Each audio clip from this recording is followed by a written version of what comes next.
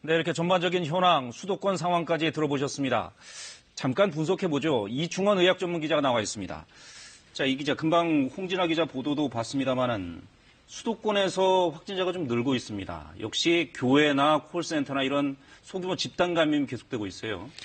그렇습니다. 은희의강교회 성남에 있는 교회인데 지금 50명까지 발생했다고 합니다. 네. 예배를 같이 드린 사람이 135명이니까 검사는 거의 다 최종 마무리가 됐는데 아직 검사 결과가 나오지 않은 분이 10명이 있으니까 최소 50명은 넘어설 것 같습니다. 네. 문제는 이 은희의강교회에 참석했던 분들 중에 확진자 중에 뭐 요양보호사나 소방 대원 또 미용사 예. 등 다중과 접촉할 수 있는 사람들이 많다는 겁니다. 그러면 예. 2차, 3차, 4차로 지역사회에 전파가 생길 수 있기 때문에 지금 상당히 지금 문제가 되고 있는 상황입니다. 그렇군요. 그게 집단 감염이 위험한 게 바로 그런 것 같아요. 자기 집단 내에서 감염이 일어나고 일단 그다음에 집에 가서 가족들 또 지인들을 통해서 또 2차, 3차 감염이 계속 또 일어나지 않습니까? 콜센터 같은 경우에는 이미 2차 감염도 확인이 되고 있죠.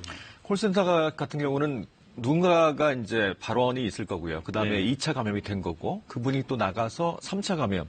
인천의 한 교회에서 또 생겼잖아요. 예. 그 다음에 교회에서 또 다른 요양병원으로 4차 감염까지 생긴 상태입니다. 그래서 지금 수도권에서 소규모로 벌어진 집단 감염을 차단하지 않으면 이 확산세가 언제 진정될지 장담할 수 없는 상황입니다. 그러니까 결국은 소규모 집단 감염을 막기 위해서는 가장 중요한 건 역시 사회적 거리 두기를 지키는 게 되겠네요.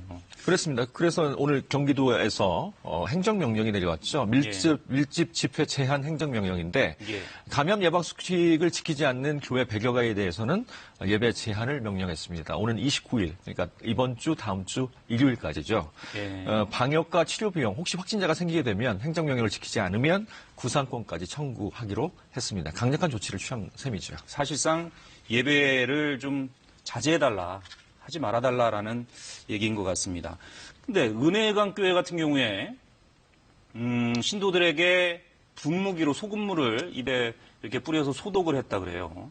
이게 소독 효과가 전혀 없다고 지금 알려져 있는데 어떻습니까? 우리가 알레르기 비염이 있을 때 소금물 또는 생리식염수로 세척을 하죠. 예. 세척이지 그건 소독이 전혀 아닙니다.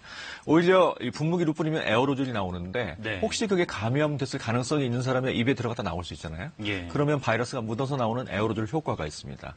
밀폐된 공간에서 이런 에어로졸이 있었다면 135명 중에 지금 적어도 50명, 적어도 뭐 3분의 1 이상 지금 감염된 상태이기 때문에 네. 이런 집단 감염에 이런 잘못된 정보에 의한 그런 행동이 영향을 미쳤을 가능성이 상당히 큽니다. 그렇군요. 그 잘못된 정보가 감염의 위험성을 키울 수 있다는 사실을 우리 국민들이 반드시 좀 염두에 두셔야겠습니다. 지금으로서는 사실 감염병을 예방하기 위해서는 사회적 거리두기, 사람 많은 곳에 가지 않고 또 손 잘 씻고 마스크하고 이런 정도를 우리가 할 수 있는 게 아닌가 싶은 생각이 드네요. 다른 방법이 없지 않습니까?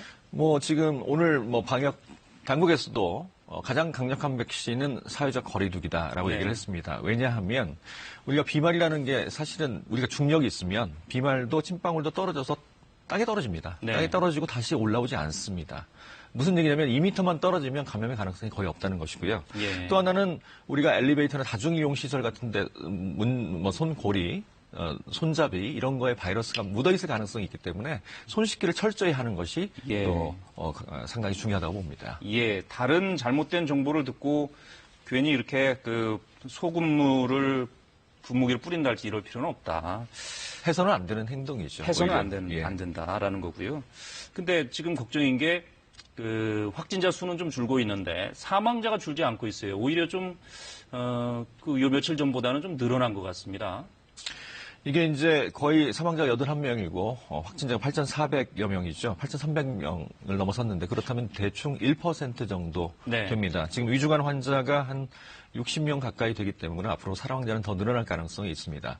그런데 우리가 이제 확진자가 8,000명이 넘었지만 사실 무증상 감염이나 혹시 감염돼도 모를 그런 환자분들도 계시거든요. 그렇다면 보통 감염병에서는 이렇게 얘기를 합니다. 확진자가 있으면 10배 정도는 더 퍼졌을 것이다. 그렇다면 사망 위험은 통계로는 1%로 잡히지만 0.1% 미만이 될 것이기 때문에 사실은 뭐 고령이나 기저질환이 있는 분들은 상당히 위험할 수 있지만 건강한 사람은 어떻게 보면 그냥 지나갈 수도 있다. 이렇게 볼 수 있겠습니다. 반대로 얘기하면 기저질환이 있는 고령자분들은 각별히 좀 조심하셔라 하는 얘기가 될 수가 있겠군요. 자, 전반적인 확진자 추이를 좀 보면 수도권과 대구 경북이 이제 거의 대부분이고 다른 지역은 상당히 안정세에 접어든 게 아닌가 하는 생각이 들어요. 오늘도 어제도 거의 확진자가 나오지 않았죠. 뭐 청정 지역이라는 표현은 아직 쓰면 안 된다라고 이제 방역당국에서 그런 얘기도 했는데 네. 우리가 뭐 겪었잖아요. 대구 신천지 교회가 발생하기 전까지만 해도 한 3, 4일간 확진자가 없었고 네. 지금도 수도권에서 산발적으로 소규모 집단 감염 사태가 벌어지고 있기 때문에 사실 한 군데 생기게 되면 또 폭발적으로 생길 위험성은 아직도 있습니다. 그래서 예. 계속 사회적 거리두기, 위생수칙 지키는 게 중요하다고 판단이 됩니다. 예. 오늘 보니까 이제 대구 경북이 37명이 늘었고 수도권이 44명이 늘었기 때문에 처음으로 대구 경북을 넘어선 상황입니다. 네. 물론 성남의 은혜강 교회에서 집단 발생한 게 영향을 미치고 있는 셈이죠. 네. 시간이 지나면 이런 것들이 잘 조절이 된다면 이제 한 자릿수로 내려갈 가능성도 있어 보입니다. 네, 그건 한번 기대해 보겠습니다. 마지막으로 한 가지만 좀 여쭤볼게요. 지금 격리 해제도 굉장히 많이 늘고 있죠. 근데 다른 나라 보니까 뭐 환자도 확진자도 많고 사망자도 많지만 완치자도 우리나라보다 훨씬 많더군요. 그거는 다른 나라에 비해서 완치자가 우리나라가 좀 적은 이유는 뭡니까? 완치자가 지금까지는 적지만요. 지금까지 1,400여 명이거든요. 계속 확진자 숫자보다 완치자 숫자가 훨씬 더 늘어난 게 네. 넘어선 게 지금 3일째 지속되고 있기 때문에 지금 앞으로 8,320명 중에 또 완치자가 계속 수백 명씩 나올 예정입니다. 네. 그러면 며칠만 지나면 어떻게 보면 한 10여일만 지나게 되면 치료를 받고 있는 사람보다 완치자 수가 훨씬 더 늘어날 가능성이 높습니다. 알겠습니다. 일단 여기까지 듣겠습니다.